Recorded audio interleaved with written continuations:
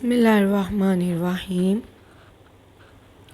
बंगले के दरवाजे पर गाड़ी रुकते ही नौकर ने दौड़ लगाई और मरकज़ी दरवाज़ा खोल दिया। चौधरी ने गाड़ी बाहर की बंद कर दी और अपनी जान से प्यारे कुत्ते टाइगर के साथ बाहर निकल आए। नौकर ने सलाम किया और टाइगर की जंजीर थाम ली। आबर चौधरी ने दरवाजे की तरफ कदम बढ़ाया ही था कि एक आवाज़ आई, अल्लाह के नाम पर कुछ दे दो साहिब।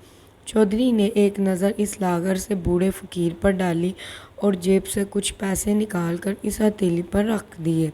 अल्लाह भला करे साहिब, अल्लाह कारोबार में तरक्की दे, फ़कीर ने दुआ की। चौधरी ने अभी कदम उठाया ही था कि फ़कीर फिर सदा लगाई, साहब एक फरियाद थी, कोई पुराना कंबल दे दे साहब, सर्दी बहुत है और ओढ़ने को कोई गर्म कपड़ा नहीं।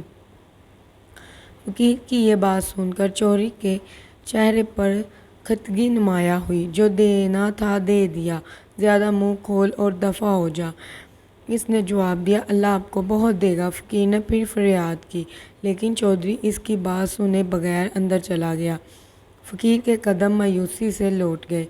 बिलावर पर आने वाला ड्राइवर चौधरी के सामने खड़ा था। जी मालिक, तुम अभी मार्केट जाओ और टाइगर के लिए गर्म कपड़े और इसके कमरे में लगाने के लिए एक हीटर ले आओ। आज वो मेरे साथ वॉक पर गया था तो सर्दी महसूस कर रहा था।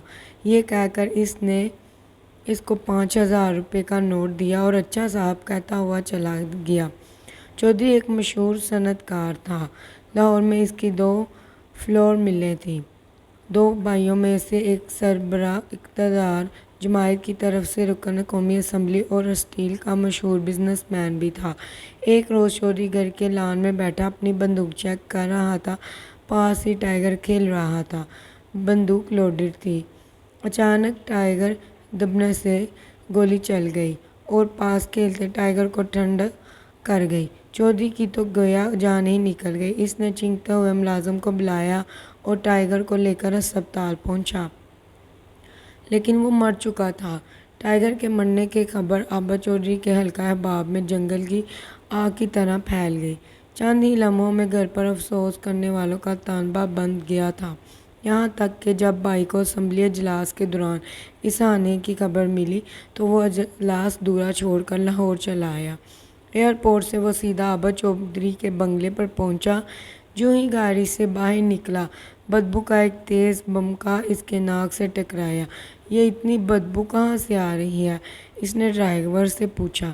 ड्राइवर ने लाइल्मी का इजहार करते हुए कहा कि मैं देखता हूँ सर, और वो रुमाल नाक पर रखकर जल्दी से बंगले में दाखिल हो गया। ड्राइवर बदबू का ताक़ुब करते हुए इस झोंपड़ी तक पहुंच गया जो चौधरी के बंगले की दीवार के साथ बनी हुई थी। इसने घर आकर बताया, बदबू इस झोंपड़ी के अंदर से आ रही है।